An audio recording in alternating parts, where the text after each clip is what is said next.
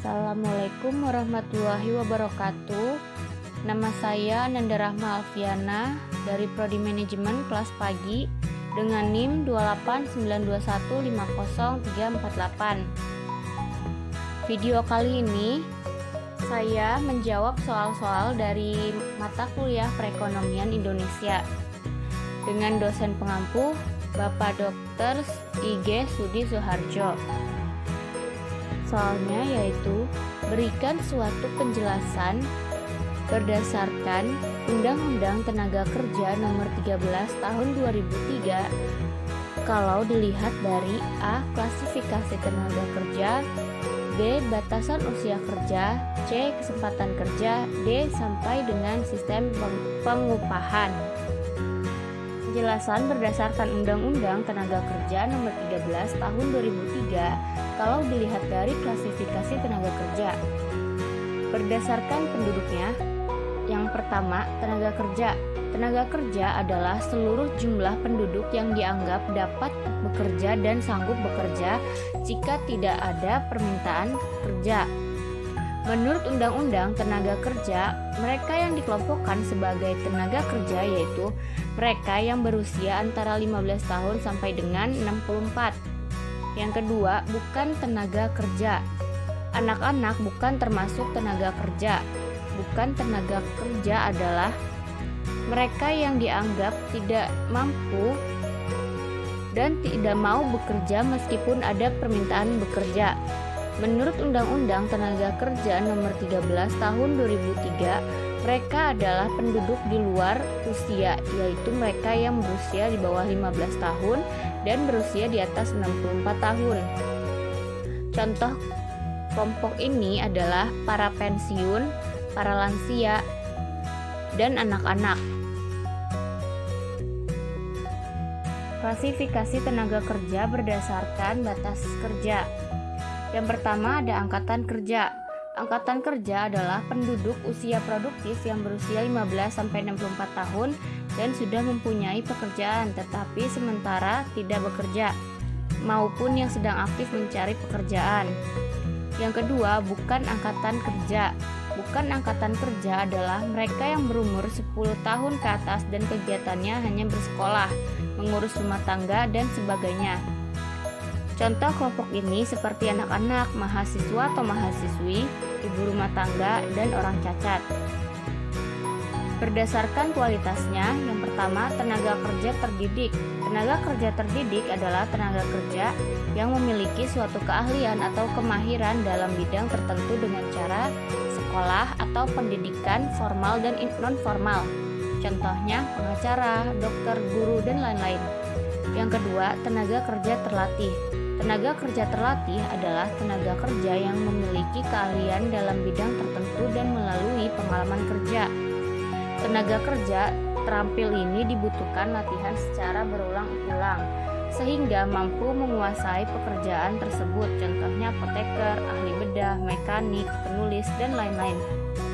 Dan yang ketiga, tenaga kerja tidak terdidik dan tidak terlatih. Tenaga kerja tidak terdidik dan tidak terlatih adalah tenaga kerja kasar yang hanya mengandalkan tenaga saja. Contoh seperti kuli panggul, buruh angkut, pembantu rumah tangga, dan sebagainya. Klasifikasi tenaga kerja berdasarkan status pekerjaannya.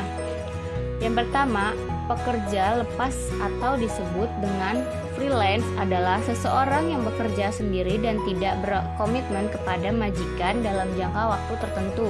Yang kedua, pekerja kontrak adalah seseorang yang dipekerjakan oleh satu perusahaan pemberi kerja dengan jangka waktu tertentu yang telah disepakati dalam perjanjian tertulis.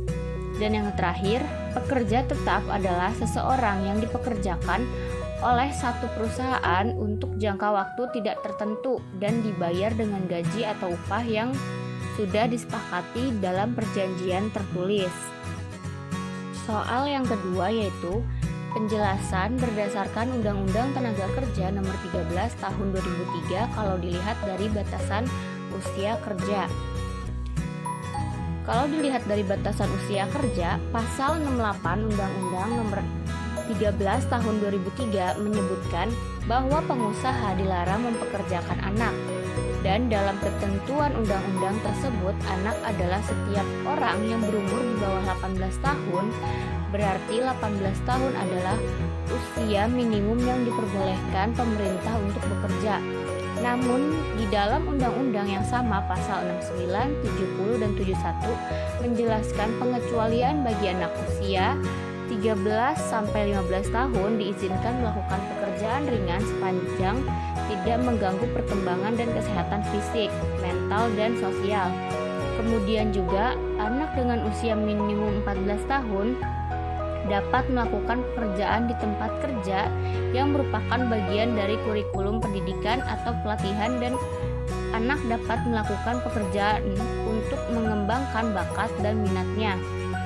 Mengenai pengupahan terhadap pekerjaan remaja, perusahaan diberikan hak sesuai pasal 92 ayat 1 Undang-Undang Nomor 13 Tahun 2003 untuk menyusun struktur dan skala upah dengan memperhatikan golongan jabatan, masa kerja, pendidikan, dan kompetensi.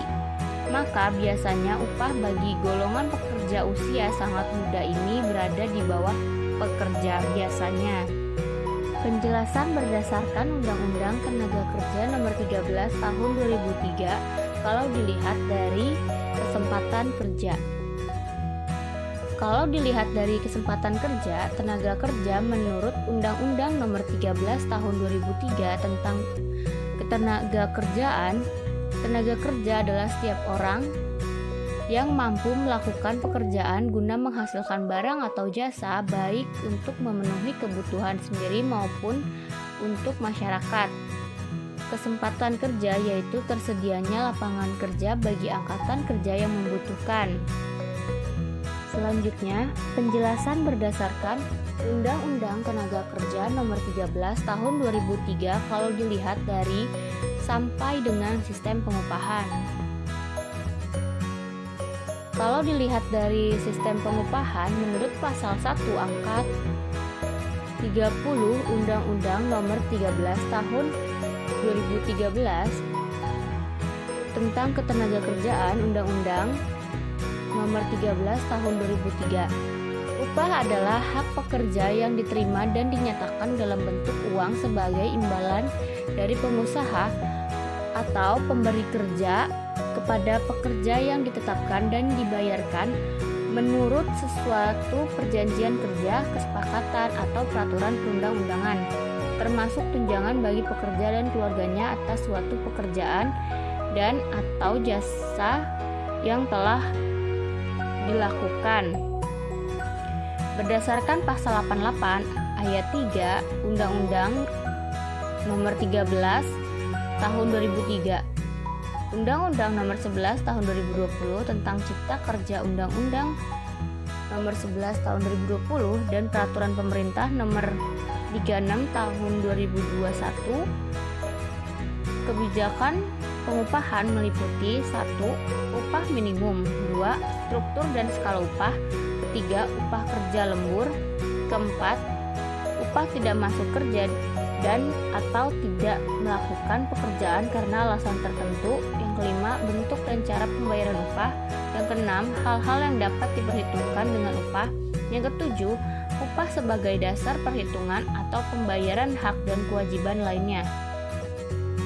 Adapun prinsip kebijakan pengupahan sebagaimana termuat dalam peraturan perundang-undangan, Undang-Undang Nomor 13 Tahun 2003, Undang-Undang Nomor 11 Tahun 2020 dan Undang-Undang Nomor 36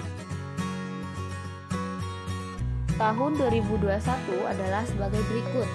Yang pertama, pemerintah menetapkan kebijakan pengupahan sebagai salah satu upaya mewujudkan hak pekerja untuk memperoleh penghasilan yang memenuhi penghidupan yang layak bagi kemanusiaan atau pasal 88 ayat 1 dan 2 Undang-Undang Nomor 13 Tahun 2003, Undang-Undang Nomor 11 Tahun 2020 dan pasal 2 ayat 1 PP 36 2021. Yang kedua, setiap pekerja berhak memperoleh yang sama dalam penerapan sistem pengupahan tanpa diskriminasi. Dan yang terakhir, setiap pekerja berhak memperoleh upah yang sama untuk pekerjaan yang sama nilainya atau pasal 88A ayat 1 dan 2 Undang-Undang Nomor 13 Tahun 2003, Undang-Undang Nomor 11 Tahun 2020 dan pasal 2 ayat 2 dan 3 PP 36 Tahun 2021.